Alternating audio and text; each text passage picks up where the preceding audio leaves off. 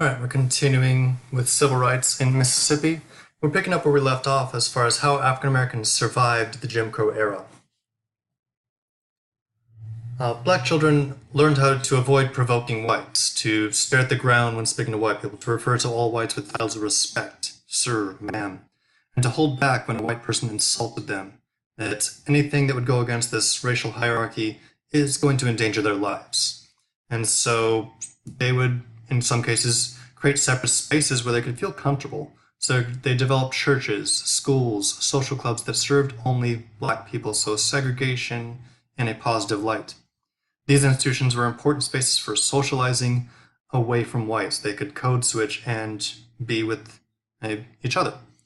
Women played an important role in many of these institutions, passing on local knowledge and history that helped to unify the black community. Seeking to free themselves from dependence on white people, black Mississippians also started their own small businesses that exclusively served the black population. Black companies often lacked startup funds because they couldn't get loans from white banks and struggled to keep their prices low enough to compete with a lot of white businesses, so there wasn't a ton of success with these black businesses. In 1929, despite making up over half of Mississippi's population, African Americans owned just 12% of the businesses and accounted for less than 1% of the state's total sales. Booker T. Washington.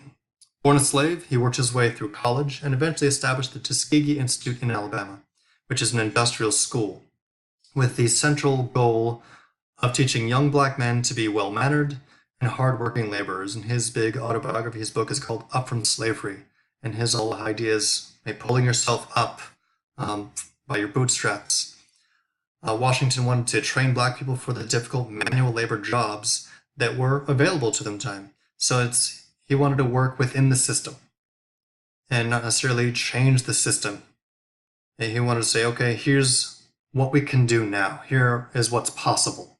Let's work with what's possible. He's not looking for radical change. He's trying to come up with the best possible scenario for black men at the time. And he believed that black people needed to prove that they were responsible and diligent workers before they could demand such change. And so he's kind of working within his reality there. But many black leaders criticized his reluctance to challenge white supremacy. And so why did Booker T. Washington and others like him try to work with moderate whites? He and some black leaders believed that racial equality could only happen slowly through hard work and self-discipline. They thought that racism was primarily a problem with poor, less educated whites. And if they could show that African Americans were intelligent and hardworking, they felt that they could win the respect of the kind of upper class whites, the educated white population, and eventually win black political rights. So he's trying to work within the system to gain the respect there. However, throughout this period, whites from all social classes actively worked to keep black Mississippians at the very bottom of society. So this wasn't just a rich white versus poor white thing. Moderate white leaders praised Booker T. Washington for his non-confrontational stance and working within the system on racial issues. But some black leaders weren't having it. They called him and others accommodationists. They're just kind of accommodating the system. Or gradualists for being content to wait for change and unwilling to challenge white supremacy.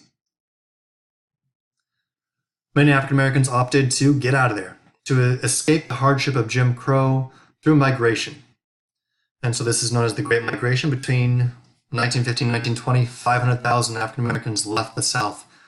100,000 of them just from Mississippi alone. In total, from 1910 to 1960, kind of the main era we're talking about, 1 million black people left Mississippi seeking a better life, more than the state's entire black population in 1900. And so they are getting out of there as much as they can, mostly to those northern cities or out west. And why did they leave? Although racial violence and injustice played a major role, the cause of black migration is mostly economic. During World War I, northern manufacturers needed more workers to provide supplies for the military. They opened up a whole bunch of new factories to help out the troops during the war.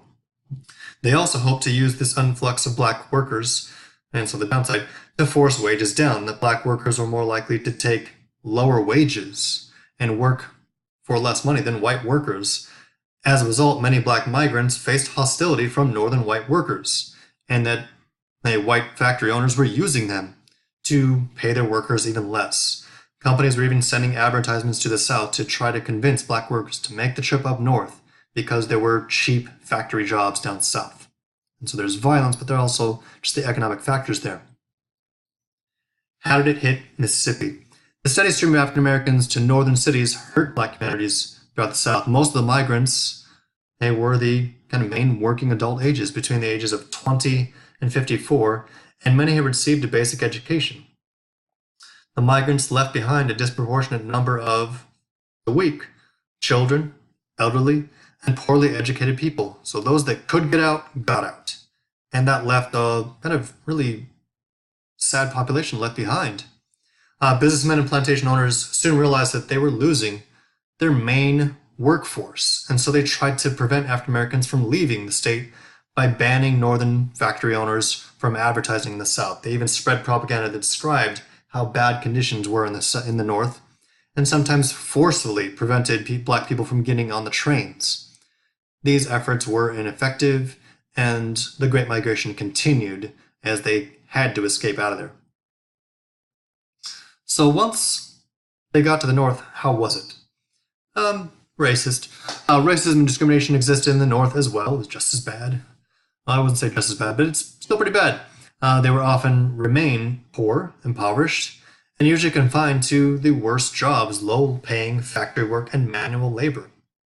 Many urban whites resented the arrival of these black workers. They were not welcomed. And there were race riots in many northern cities against these new black immigrants. And so Chicago and St. Louis had nasty race riots. White residents attacked and killed black residents, setting fire to their homes as businesses. They didn't want change. They certainly didn't want equality. There were certainly many cases after the wars, after World War I, when black soldiers fought for their country, hoping to return to equality for their country. No, not so much. So how did they fight for their voting rights in the early days?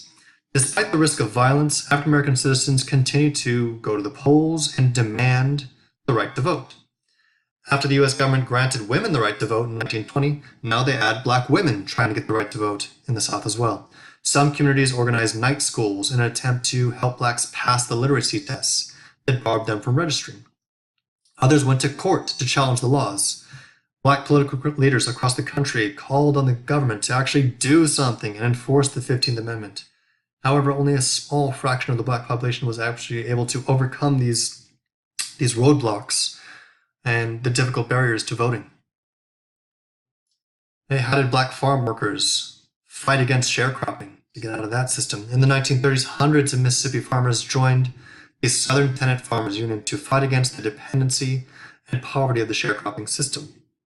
White resistance to these black sharecroppers unions was particularly intense in Mississippi. White landlords had the local police arrest union members, and so they're all working together to kind of fight against this system. And they get arrested for just meeting. By the 1940s, they had crushed these unions. If anybody tried to join the union, they get kicked out or threatened with violence. Black workers also used others less dangerous methods to fight against this injustice. They could deliberately work slowly, sabotage farm equipment, or just pretend to be sick to get out of work. Most black Mississippians kept guns in their homes to deter racist violence from the KKK and other groups. How did they resist the segregation of public spaces like trolley cars? Black Mississippians understood that white leaders would be more likely to support equitable services than the end of segregation. So how about just separate and equal instead of getting rid of the separate? In January 1904, under pressure from white voters, the Mississippi legislature declared that street trolleys needed to provide separate cars or compartments for black passengers. And so they got a separate car, but this new Jim Crow was often crowded, left unclean, and it was not equal. Blacks in 5 of the 7 major Mississippi cities with streetcars organized a boycott, refusing to ride the trolleys. However, this didn't succeed in integrating the trolleys. It represented the very first step in resistance to segregation that we're going to see later on. What was the NAACP? Nationally, a growing population of black leaders began to advocate for direct challenges to the Jim Crow system. They didn't want to just try to work within the system like Booker T. Washington and W.E.B. Du Bois wanted to change the system. And so he was an intellectual who graduated from Harvard University. In 1903, he published his own book, The Souls of Black Folk. And this book criticized Washington and his philosophy of self-help and accommodation. And he advocates for the black right to vote and an end to racial discrimination. So he's a bit more extreme. He wants to change the system. In 1909, W.E.B. Du Bois and a coalition of civil rights supporters founded the National Association for the Advancement of Colored People, NAACP. And the NAACP became the channel for resisting Jim Crow in the court of law. NAACP legal teams, and that's really how they fight, is through the lawyers. They provide representation for black criminal defendants, protected black civil liberties, challenged the exclusion of blacks from juries, and fought for equal salaries from black public school teachers. They had their own newspaper called The Crisis, which published vivid accounts of lynching. They pushed the federal government to pass anti-lynching laws. However, Southern senators defeated the bill by arguing that a federal anti-lynching law would violate the rights of individual states to make their own laws, states' rights. And so this kind of shows the extent of lynching between the start of these Jim Crow governments up to World War I, where, looking at Mississippi, 373 people are killed in lynching, and just across the country, north and south, but definitely much heavier in the south. Why was resistance to Jim Crow so hard, and especially much harder in Mississippi? The NAACP established branches in major cities throughout the South, but until World War II, it was never able to sustain more than 5 offices in Mississippi, less than any state in the South. It was hardest. Georgia, Alabama, and Arkansas, the NAACP organized voter registration drives, don't buy where you can't work campaigns, boycotts, and protests against police brutality and racial inequality. White opposition to black political groups was so intense, and the possibility of violent backlash was so great, that branches of Mississippi needed to operate almost entirely in secret or they would be attacked. I'll stop there.